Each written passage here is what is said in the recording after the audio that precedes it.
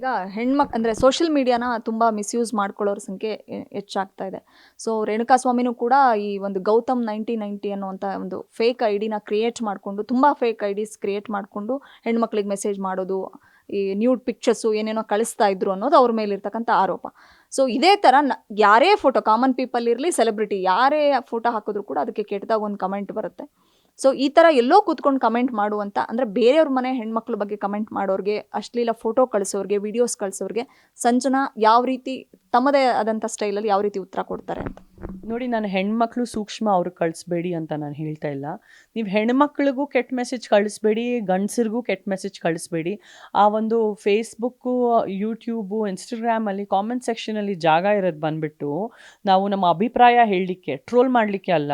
And technology ಅನ್ನೋದನ್ನು ನಾವು ಬೆಳೆಯೋದಕ್ಕೆ ಬಳಸ್ಕೊಬೇಕು. ನಾವು ಬಂದು ದುರುಪಯೋಗ ಮಾಡಿಬಿಟ್ಟು ಅದನ್ನು ಹೇಗೆ ಎಕ್ಸ್ಪ್ಲಾಯ್ಟ್ ಮಾಡಿಬಿಟ್ಟು ನಮ್ಮ ಜೀವನ ಹಾಳು ಮಾಡ್ಕೊಬೇಕು, ಅದಕ್ಕಂತೂ ನಾವು ಯೂಸ್ ಮಾಡಬಾರ್ದು. ಬಟ್ ಟೆಕ್ನಾಲಜಿ ಅನ್ನೋದನ್ನು ಈಗ ಒಂದು ಟೆಕ್ನಾಲಜಿ ಅಡಿಕ್ಷನ್ ಆಗೋಗಿದೆ. ಟ್ರೋಲ್ ಮಾಡೋದು ಒಂದು ಅಡಿಕ್ಷನ್ನು.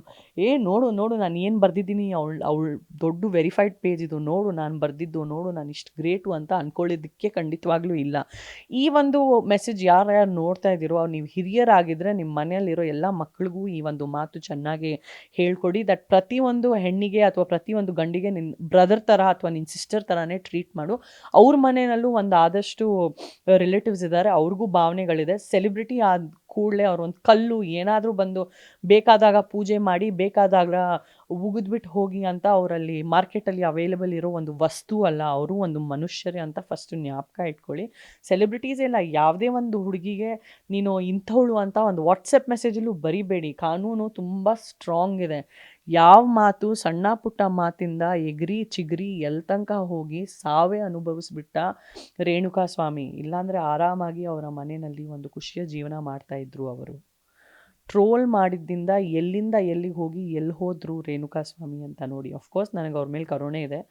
ಬಟ್ ಟ್ರೋಲ್ ಮಾಡೋರು ನಿಮ್ಮ ಜೀವನ, ನಿಮ್ಮ ಗುರಿ ಮೇಲೆ ಫೋಕಸ್ ಮಾಡಿ, ಅದೇ ಎನರ್ಜಿ ನಿಮ್ಮ ಲೈಫ್ ಮೇಲೆ ನೀವು ಹಾಕಿ. ಬೇರೆಯವ್ರ ಲೈಫಲ್ಲಿ ಯಾರು ಏನೇ ಮಾಡಿಕೊಂಡ್ರು ನಿಮಗೆ ಯಾಕೆ? ಟ್ರೋಲರ್ಸ್ಗೆ ನಾನು ಹೇಳಲಿಕ್ಕೆ ಇಷ್ಟಪಡ್ತೀನಿ, why don't you mind your own business ಅಂತ ನಾನು ಕೂಡ ಟ್ರೋಲರ್ಸ್ಗೆ ಮಾತ್ರ ಕೇಳಲಿಕ್ಕೆ ಇಷ್ಟಪಡ್ತೀನಿ.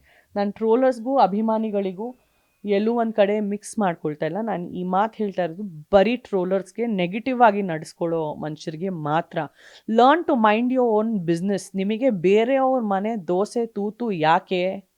ನಿಮ್ಮ ಮನೆಯಲ್ಲಿ ಇದ್ದಿದ್ದ ದೋಸೆನ ನೀವು ಕಾಪಾಡ್ಕೊಂಡಿದ್ದೀರಾ? ನಿಮ್ಮ ಮನೆಯಲ್ಲಿ ಇದ್ದಿದ್ದ ದೋಸೆ ನೆಟ್ಟಿಗಿದೆಯಾ? ನಿಮ್ಮ ಮನೆ ದೋಸೆನಲ್ಲಿ ಏನೂ ತೂತಿಲ್ಲ ಅಂತ ಫಸ್ಟ್ ಅದ್ರ ಮೇಲೆ ಫೋಕಸ್ ಮಾಡಿ ಅಂತ ನಾನು ಹೇಳಲಿಕ್ಕೆ ಇಷ್ಟಪಡ್ತೀನಿ. ಗ್ಯಾರಂಟಿ ನ್ಯೂಸ್, ಸುದ್ದಿ ಖಚಿತ, ನ್ಯಾಯ ನಿಶ್ಚಿತ.